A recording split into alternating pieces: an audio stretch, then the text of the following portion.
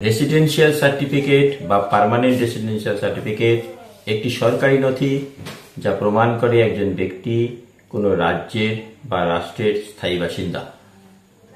এটি সাধারণত বিভিন্ন সরকারি প্রকল্পে আবেদনের জন্য, চাকরি বা শিক্ষা প্রতিষ্ঠানে ভর্তির জন্য বা সরকারি প্রকল্পের সুবিধা নেওয়ার জন্য প্রয়োজন হয়।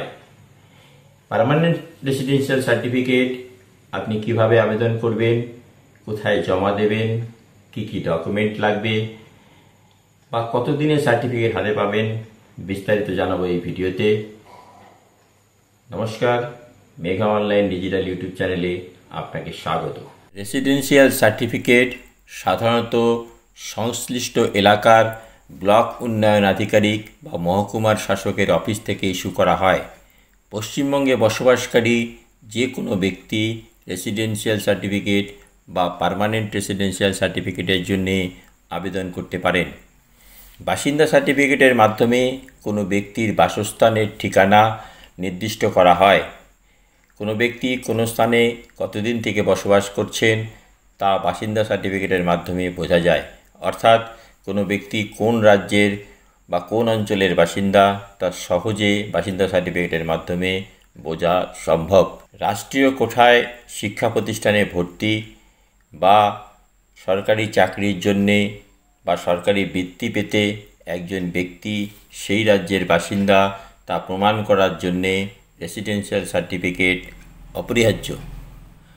অনলাইনে বাসিন্দা সার্টিফিকেট আবেদন করার জন্যে পশ্চিমবঙ্গ সরকারের ই-ডিস্ট্রিক্ট অফিসিয়াল পোর্টালে প্রথমে আপনাকে রেজিস্ট্রেশন করতে হবে। পোর্টালের লিঙ্ক আমাদের পেজ ও ডেসক্রিপশন বক্সে দেওয়া আছে, সেখানে ক্লিক করলে আপনি সরাসরি ওয়েবসাইটে পৌঁছে যাবেন। এবার সাইন আপ অপশানে ক্লিক করে নাম, mobile number, date of birth লিখে ইউজার আইডি ক্রিয়েট করে রেজিস্টার করে নিন। এরপর সেই ইউজার আইডি ও ক্যাপচার লিখে সাইন আপ করুন। আপনি হোম পেজে পৌঁছে যাবেন। এবার বাম দিকে 3 লাইন ক্লিক করলে সার্টিফিকেটের আন্ডারে লোকাল রেসিডেন্সিয়াল সার্টিফিকেট অপশানে ক্লিক করুন।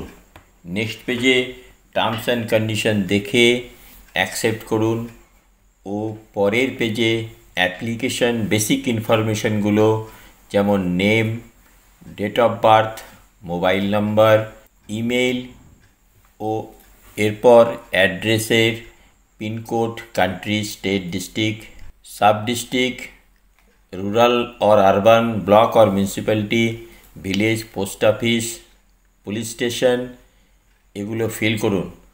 সেভ অ্যান্ড নেক্সট করুন ও এভাবেই পার্মানেন্ট অ্যাড্রেস এন্ট্রি করুন। এরপর পিতা বা স্বামীর ডিটেলস যেমন নাম, পেশা, পেশার বিবরণ লিখে সেভ অ্যান্ড নেক্সট করুন। আপনি যেই স্কুল বা শিক্ষা প্রতিষ্ঠানে লেখাপড়া করেছেন একে একে তার বিবরণ লিখুন ও সেভ অ্যান্ড নেক্সট করুন। এরপর শেষ 15 বছরের ঠিকানা ও ডেট লিখুন।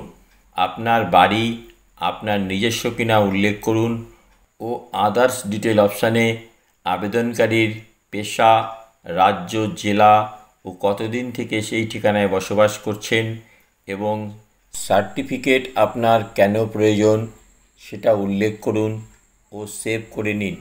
এরপর ভালো করে প্রিভিউ দেখে নিন ও সাপোর্টিং ডকুমেন্ট আপলোড করুন।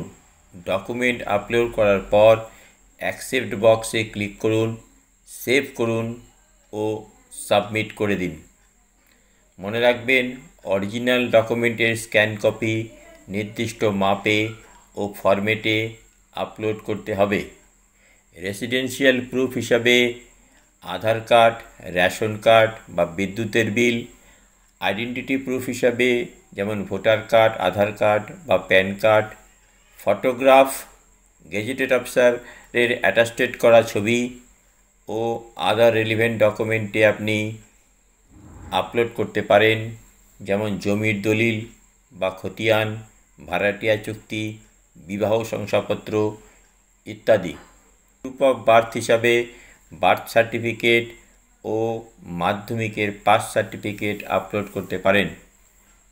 যদি আপনার অনলাইন আবেদন ও আপলোড করা ডকুমেন্টগুলি ঠিক থাকে তবে আপনি 2 থেকে 5 দিনের মধ্যে আপনার রেসিডেন্সিয়াল সার্টিফিকেট অনলাইন থেকে খুব সহজেই ডাউনলোড করে নিতে পারবেন। সাধারণত এই সার্টিফিকেট 6 মাসের জন্য বৈধ মানা হয়। যদি এই সম্বন্ধে আর কোনো প্রশ্ন থাকে কমেন্ট করুন।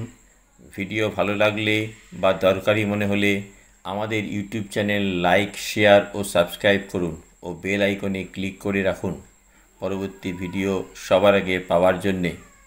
ভালো থাকবেন। ধন্যবাদ।